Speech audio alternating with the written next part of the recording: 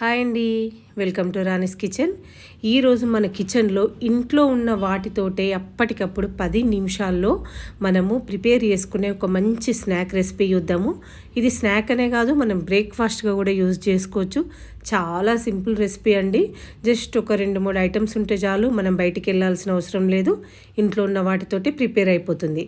మరి ఈ రెసిపీని ఎలా ప్రిపేర్ చేయాలో ఫుల్ వీడియో చూసేయండి, ఎక్కడ స్కిప్ చేయకుండా. ఓకేనా. ఫస్ట్ అయితే అటుకులు తీసుకుందాం. మనము ఒక చిన్న కప్ అటుకులు, అంటే మీ క్వాంటిటీని బట్టి పెంచుకోండి. నాకైతే ఒక చిన్న కప్ అటుకులు సరిపోయినాయి. దీన్ని కొంచెం ఒక 2 సార్లు వాష్ చేసేసుకున్నాం అనుకోండి, ఏమైనా చెత్త ఉంటే వెళ్ళిపోతుంది కదా, వాష్ చేసుకుందాం. ఓకే, ఇప్పుడు ఈ వాష్ చేసుకున్న దాంట్లో కొన్ని వాటర్ వేసేసి ఒక 2 మినిట్స్ నానబెట్టుకుందాం, సరిపోతుంది. ఒక 2 మినిట్స్ అయితే సరిపోతుంది. ఇప్పుడు నెక్స్ట్ వచ్చేసి ఈ అటుకులను మనం ఒక మిక్సీ జార్లో వేసుకుందాం. దీంతో పాటు అటుకులతో పాటు నేను అదే కప్పు నిండా మన గోధుమ పిండి తీసుకుంటున్నా.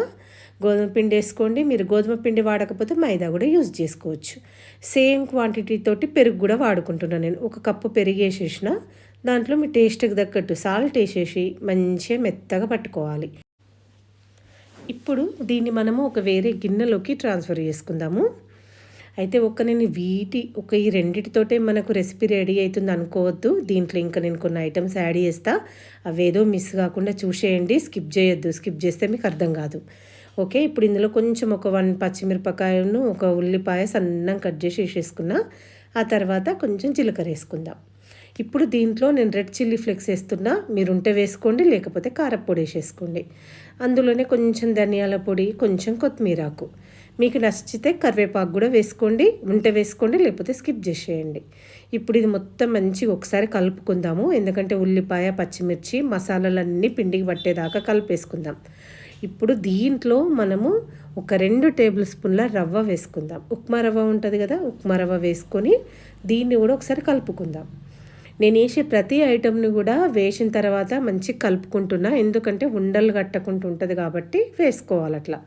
ఇప్పుడు ఇందులోనే ఒక 1 టేబుల్ స్పూన్ బియ్యం పిండి వేసుకుంటున్నాను నేను. పెద్ద స్పూన్ ఉంటుంది కదా, దాని నిండా బియ్యం పిండి వేసుకొని ఇప్పుడు మంచిగా కలుపుకుందాం. ఒకసారి నీట్గా కలిపేసుకున్న తర్వాత దీంట్లో మనము కొంచెం తినే సోడా వేసుకోండి. దీన్ని ఏమంటారు, బేకింగ్ సోడా అంటారు కదా, బేకింగ్ సోడా వేసుకొని మంచిగా కలిపేసుకుంటే మన పిండి రెడీ అయిపోయింది. చూసారు కదా, మనకు చిన్న చిన్న బోండాలు వేసుకోవడానికి పిండి రెడీ అయింది. ఇప్పుడు ఆయిల్ మంచిగా వేడైన తర్వాత మీకు నచ్చిన షేప్లో వీటిని చేసేసుకోండి. కొంచెం చిన్నగా పునుగుల్లాగా వేసుకున్నా సరే, పెద్ద సైజు బోండాల్లాగా వేసుకున్నా సరే, ఎట్లా వేసుకున్నా సరే మంచిగా మీకు నచ్చిన షేప్లో చేసేసుకోండి. ఓకే, ఇప్పుడు వీటిని మీడియం టు హై ఫ్లేమ్ పెట్టుకుంటూ మంచిగా రెడ్గా వేయించుకోవాలి.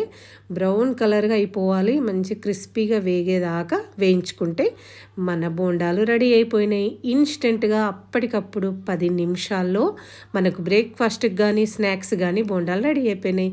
మీకు నచ్చితే వీటిని పచ్చడితోటి తినండి, లేదు అంటే మన టమాటో సాస్ కానీ కెచప్ కానీ ఉంటుంది కదా, అది కూడా పెట్టుకొని కూడా తినచ్చు. నేనైతే ఈరోజు బ్రేక్ఫాస్ట్ కోసం చేసిన కాబట్టి పచ్చడితోటి తిన్నా. మీకు నచ్చితే లైక్ చేయండి, షేర్ చేయండి.